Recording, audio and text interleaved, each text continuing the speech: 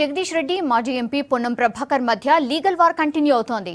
పరువు నష్టం కేసుకు సంబంధించి ఇవాళ ఇద్దరు నేతలు నల్గొండ జిల్లా సూర్యాపేట కోర్టుకు వచ్చారు. ఇద్దరి వర్షన్ విన్న జడ్జ్ విచారణను జూన్ 3కు వాయిదా వేశారు.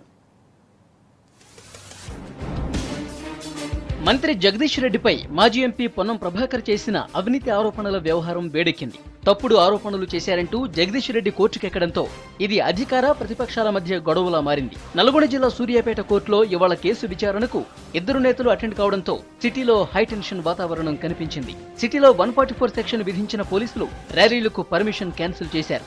భద్రత కట్టుదిట్టం చేసి గొడవలు జరగకుండా జాగ్రత్త పడ్డారు. పొద్దున 9:30కే పొన్నంతో పాటు మంత్రి జగదీష్ కూడా కోర్టుకు చేరుకున్నారు. అలర్ట్ అయిన పోలీసులు ఇద్దరిని చెరో గేట్ నుంచి కోర్టు లోపలికి పంపించారు. విచారణలో ఇద్దరి వాదనలు విన్న జడ్జి నెక్స్ట్ హీరింగ్ ను జూన్ 3కు వాయిదా వేశారు. తర్వాత జగదీష్ రెడ్డిపై పొన్నం ఆరోపణలు కంటిన్యూ చేశారు.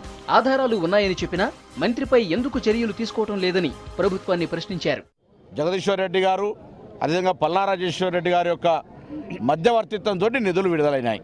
ఆ నిధుల లోపల అవినీతి జరిగింది. నేను విచారణకు ఆదేశిస్తే నిరూపిస్తా అని చెప్పినాము. విచారణకు ఆదేశించలేదు. ఆరోపణ ఎదుర్కొన్న వ్యక్తి నిర్దోషిత్వాన్ని నిరూపించుకోలేదు. మమ్మల్ని భయప్రాంతులు చేయాలని సూర్యాపేటలో పిటిషన్ పెడితే న్యాయస్థానాల పట్ల అపారమైన గౌరవం ఉంది కాబట్టి న్యాయస్థానానికి హాజరైనాం. జూన్ 3 నాడు పేషి ఉంది. మళ్ళీ వస్తాం. పొన్నం కామెంట్స్ పై జగదీష్ రెడ్డి సీరియస్ అయ్యారు. అవినీతి ఆరోపణలపై ఎలాంటి విచారణకైనా సిద్ధంగా ఉన్నట్టు స్పష్టం చేశారు. తప్పుడు ఆరోపణలు చేసినందుకే కోర్టుకు వెళ్లాల్సి వచ్చిందని స్పష్టం చేశారు. కోర్టులో కేసు వేసి మమ్మల్ని భయప్రాంతులు చేస్తున్నారు అని చెప్పి వారు మాట్లాడుతున్నారు. అంటేనే వాళ్ళు తప్పు చేసినారు అని చెప్పి నిరూపితం అవుతా ఉంది. మీకు భయమే లేకపోతే, మీరు నేరస్తులే కాకపోతే కోర్టుకు రావడానికి ఎందుకు భయపడుతున్నారో చెప్పాలి. నన్ను కేసు ఉపసంహరించుకోమని ఎందుకు డిమాండ్ చేస్తున్నారో చెప్పాలి. తప్పు చేయకపోతే కోర్టు నిర్దోషాన్ని వదిలేస్తుంది. అవినీతి ఆరోపణల వ్యవహారం జూన్ 3కు వాయిదా పట్టడంతో ఇష్యూకు కాస్త బ్రేక్ పడింది.